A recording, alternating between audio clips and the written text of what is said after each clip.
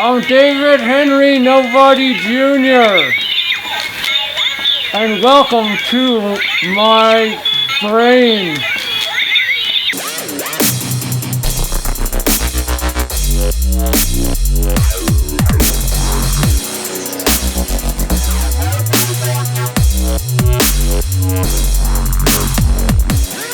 David Henry Nobody Jr. is a digital mask of a human. See, this is how you wear watermelon.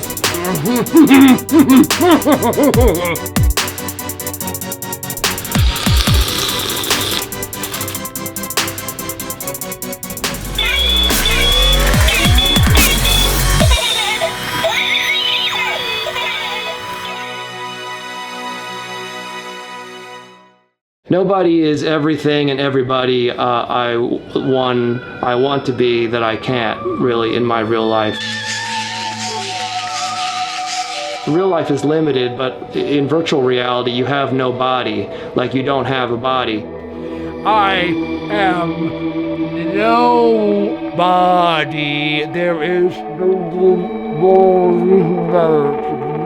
So the use of the term nobody in this context has to do with when you're online and on your phone and on Instagram, you actually have no body. You're just actually a consciousness.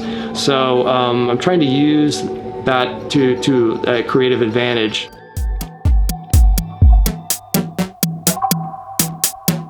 It's a revolutionary time in social media.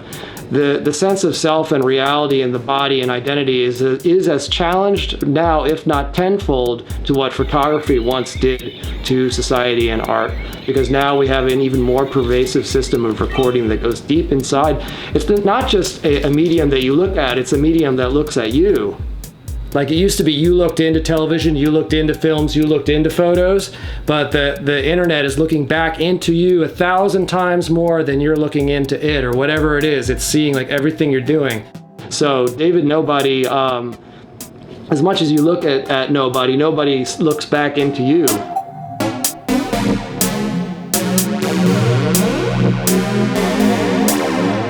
So many people try and portray themselves like with selfies and stuff like that and make themselves look good. I actually want to make myself look worse.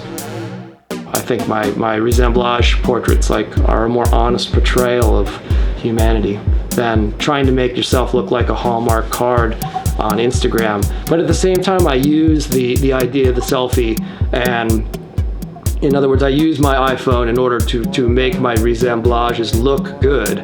I think it could be backed off and a little bit more space around it. Maybe something could be added up here. I want them to be appealing yet disturbing. I like it raw. I prefer my art to be raw rather than cooked.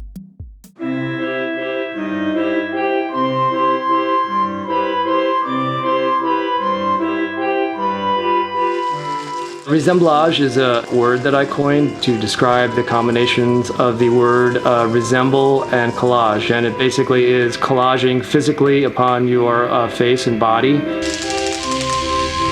I do it because I'm interested in how the digital technology that we spend so much time looking at reality through, like a digital apparatus like your phone and social media, and I want to bring the feel of that into the physical world because I think it's already happening, and that's really the point of my interest in Resemblage and virtual reality versus the world we live in is that, the more time you spend looking at reality through your phone, the more that the world itself begins to resemble how you see things, how you're trained mentally to see things on your phone.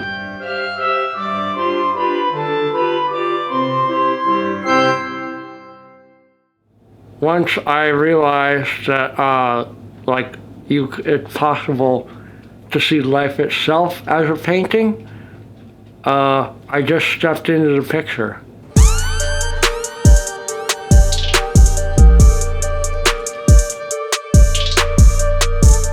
I want to talk about digital mask because I am a digital mask. As you record me, I become a digital mask, and we're all becoming digital masks in a way. This was an idea that I realized over the course of joining Instagram in 2014, is that when you put yourself like in the photos on Instagram, you got more likes and more interaction. So that's kind of how David Nobody happened. I realized that I had to create a creative character that could exist. And then kind of like working as I really developed my ideas through call and response with the audience. In other words, the comments that people say in reaction to my images is a little like wearing a costume on the street, or wearing a costume, or going out as an illusion. From here, we make the juxtaposition of the object and the self. These are all ways to present an image to viewers and get a reaction, so that I can enrich the creative process from the reactions. So on Instagram, the comments from the followers basically enriched my sense of creativity about what I was presenting, and I learned more. From this reaction, I realized that we are inhabiting digital masks, that it's a fake representation of the self. And everybody's in on it because the phones and the technology is so accessible. Everybody is able basically to manipulate themselves into something that they barely understand.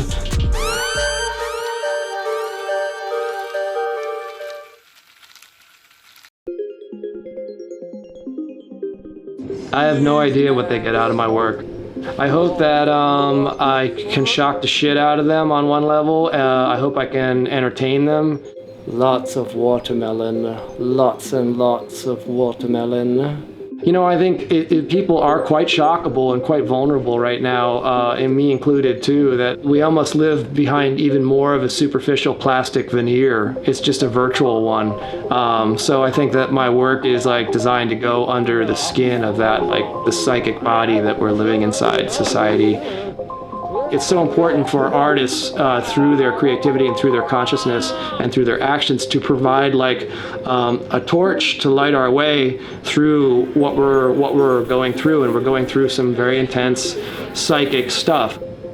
These are all manifestations of like a deep existential uncertainty in society, and I want to show that in this time I made a stand for another way to view reality. That I think that things are way more fucking cracked than like what people are saying, and just like creating my own narrative so that someday in the future, through the works of artists like me, people will understand what it was like to live inside the fucking machine that we're living inside.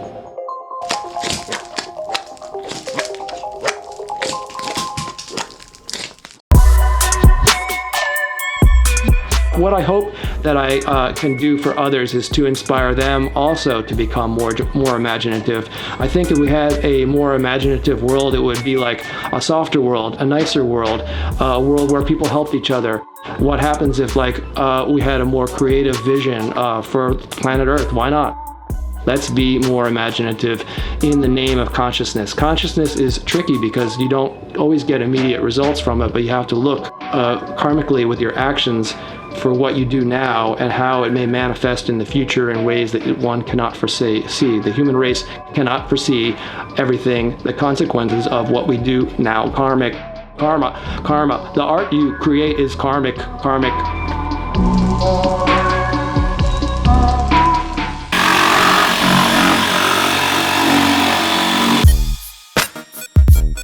My process for Resemblage is like I'm constantly like finding props and like magazine pages. I pull a lot of physical stuff into the studio from the garbage. This is the beginning of the wreckage.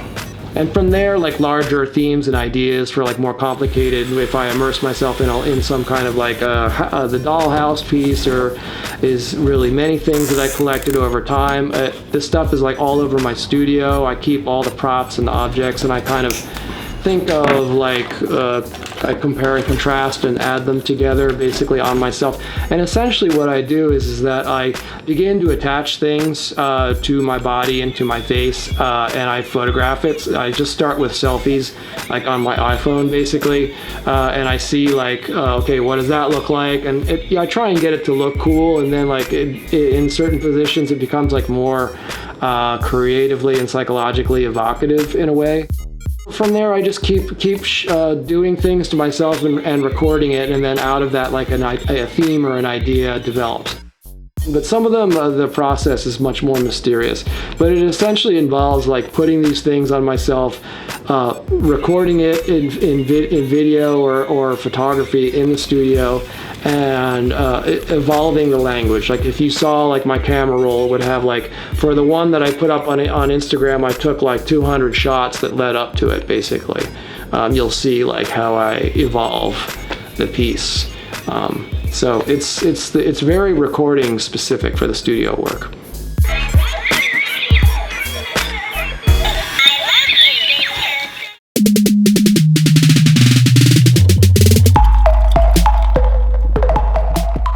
Food. I use food in my resemblages because I'm interested in waste as a subject. So actually I'm wearing the waste.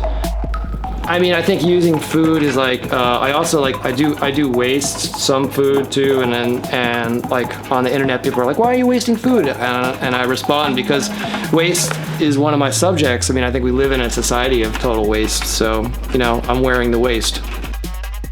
By wearing it, like I could make a painting about it and it would be like on a symbolic level, but I think it's more, when you see a video of someone like wearing this stuff on themselves, it's like much more perplexing.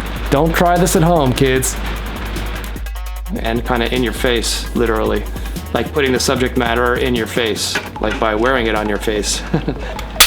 Oh yeah. When people look at my videos, especially like on the web and stuff on social media, I don't think they see me, I think they see themselves actually as me. You actually project yourself into it. And when I wear food on myself, it's a method to get the viewer psychologically involved, much more so than looking at a painting and a drawing. What are we talking about here? Like a baloney hero? Into the representation that's happening. Let me get a regular baloney hero with extra baloney. USA. Taking a resemblage like out in public is a lot of fun. Of course, it requires a lot more material because you really have to, again, like the resemblages in the studios are like kind of a facade in a way, so I only have to work like frontally or whatever to the camera. But when you take it out in a live performance or in public, you have to really work in the round, so it requires much more material and more effort and more money, pretty much, and it's also full body.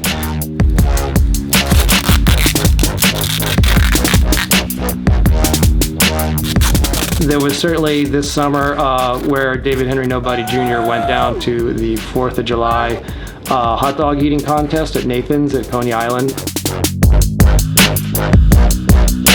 That was like so much fun and really, really cool to take the characterization of David Henry Nobody Jr.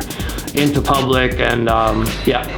USA! USA! USA! I just kind of allow the appearance and the reaction of people to inform the performance.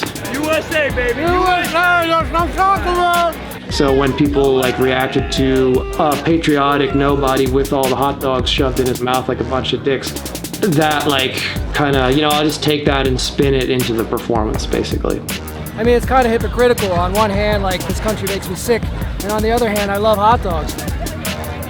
I just can't get enough.